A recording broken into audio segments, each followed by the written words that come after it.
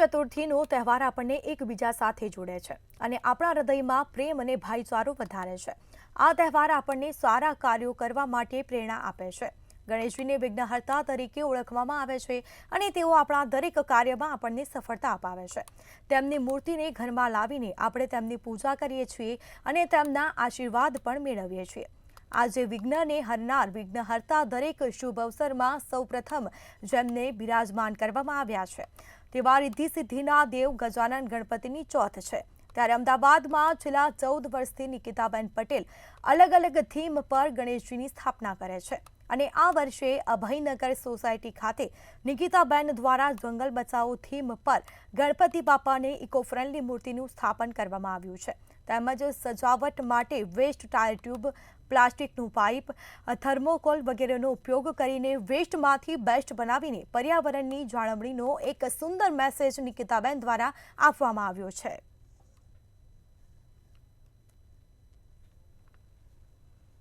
આ વર્ષે નિકિતાએ જે ડેકોરેશન કર્યું છે એમાં શું સ્પેસિફિક વાત છે કે જંગલ અત્યારે શહેરીકરણની પ્રક્રિયાની અંદર જંગલ ભૂસાતું જાય છે। પ્રાણીઓ પક્ષીઓ એ લોકો લુપ્ત થતા જાય છે। આજના જમાનાની અંદર પોપટ નાના બાળકને કહેવામાં આવે પોપટ ક્યાં છે તો ગૂગલમાં બતાવવો પડે। આ પરિસ્થિતિમાંથી બહાર નીકળવા માટે જંગલની સાચવણી કરવી ખૂબ જરૂરી છે। પર્યાવરણને સાચવવું ખૂબ જરૂરી છે। પ્લાન્ટેશન ઘણા થાય છે પરંતુ પ્લાન્ટ નાખ્યા પછી એનું મેન્ટેનન્સ થતું નથી। રાજકીય રીતે શૈક્ષણિક રીતે ઘણી વખત પ્લાન્ટ બધા ભરાવતા હોય છે પણ અલ્ટિમેટલી એનું મેન્ટેન થાય તો જ જંગલ બનશે। જંગલ વધશે તો જ પ્રાણીઓ વધશે અને તો જ પક્ષીઓ વધશે। આ પ્રક્રિયા સચવાઈ રહે એના માટે આ કરવામાં આવેલું છે। આજે ગણેશ ચતુર્થીનું મહાપર્વ છે અને આજથી લઈને 10 દિવસ સુધી ભક્તો જે છે તે પોતાના ઘરે ગણપતિજીની સ્થાપના કરતા હોય છે। ત્યારે અમદાવાદની અભયનગર સોસાયટીમાં નિકિતાબેન દ્વારા દર વખતે અલગ અલગ થીમ પર ગણપતિજીનું સ્થાપન કરવામાં આવે છે। ત્યારે આ વખતની થીમની જો વાત કરવામાં આવે તો જંગલ થીમ પર ગણપતિજીની સ્થાપના કરવામાં આવી છે, જેમાં જે વેસ્ટ ટાયરો હોય છે તેનો ઉપયોગ કરીને આખું જંગલ ઊભું કરવામાં આવ્યું છે। જેમાં ટાયરોમાંથી જ અલગ અલગ બર્ડ બનાવવામાં આવ્યા છે, જેમાં આપ જોઈ શકો છો કે પોપટ બનાવવામાં આવ્યા છે અને એક અલગ જ પ્રકારનો મેસેજ જેમાં જંગલ બચાવોનો મેસેજ સાથે આપ જોઈ શકો વેસ્ટ સામગ્રીનો ઉપયોગ કરીને સમગ્ર થીમ જે છે તે તૈયાર કરવામાં આવી છે। જે કમળ બનાવવામાં આવ્યું છે જેમાં ગણપતિજી બિરાજમાન છે તે પણ વેસ્ટ ટાયરનો ઉપયોગ કરીને બનાવવામાં આવ્યું છે। જો વાત કરવામાં આવે તો ગણપતિજીના લડ્ડુ પણ જે છે તે થર્મોકોલથી બનાવવામાં આવ્યા છે। ત્યારે ગણપતિ દાદાનું આજે તેમના ઘરે સ્થાપન થયું છે તો નિકિતાબેન જે છે તેઓ આપણી સાથે હાજર છે। તેમની જોડે જઈને આપણે વાત કરવાનો પ્રયત્ન કરીશું। નિકિતાબેન, દર વખતની જેમ આ વખતે પણ તમે અલગ થીમ પર ગણપતિજીનું સ્થાપન કર્યું છે, કઈ થીમ અને શું મેસેજ?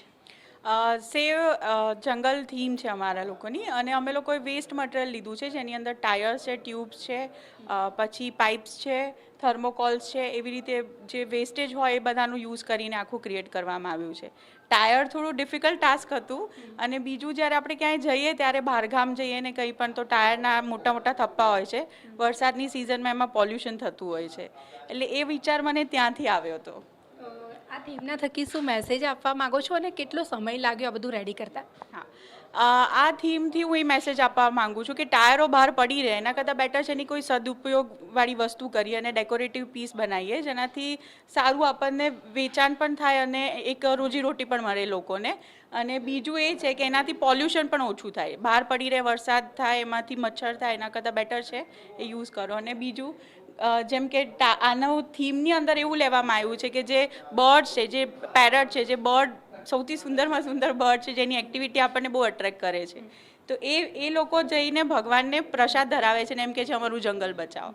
નિકિતાબેન, કઈ વસ્તુ બનાવવામાં સૌથી વધારે ડિફિકલ્ટી આવી? કારણ કે તમે દીવડા પણ બનાવ્યા છે ટાયરમાંથી। હા, tyre tube it is easy to cut, એને બહુ વાંધો નથી આવતો પણ ટાયર જ્યારે કટ કરીને એને હોય છે ને કરવાનું એ બહુ ડિફિકલ્ટ ટાસ્ક છે। ઓલમોસ્ટ 20 મિનિટ 25 મિનિટ થાય અને 5 થી 7 જણ લાગે જ્યારે એને પલટાઈએ ત્યારે। ચોક્કસથી તો આ હતા નિકિતાબેન, જેઓ દર વર્ષે ગણપતિ બાપ્પાને પોતાના ઘરે લાવે છે અને આ તેમનું 14મું વર્ષ છે અને સતત 14 વર્ષથી અલગ અલગ થીમ પર સમાજને એક સારો એવો મેસેજ મળે તે માટે થઈને તેઓ ગણપતિજીનું સ્થાપન કરે છે અને આ વખતની થીમ જેમાં તેમણે મેસેજ આપી રહ્યા છે કે જંગલો બચાવો, પક્ષીઓ બચાવો અને સમાજનું રક્ષણ કરો. તો વાત કરવામાં આવે તો આજે ગણપતિજીનું સ્થાપન કર્યું અને વિધિવત રીતે તેમની સ્થાપના કર્યા બાદ તેમણે ગણપતિજીની ઉપાસના કરી, આરતી અને પૂજા કરી અને સમાજને એક સદુપયોગી થાય એવો મેસેજ પણ આપ્યો. કેમેરા પર્સન ઓમ સાથે અનિતા પરમાર, મંતવ્ય ન્યૂઝ, અમદાવાદ.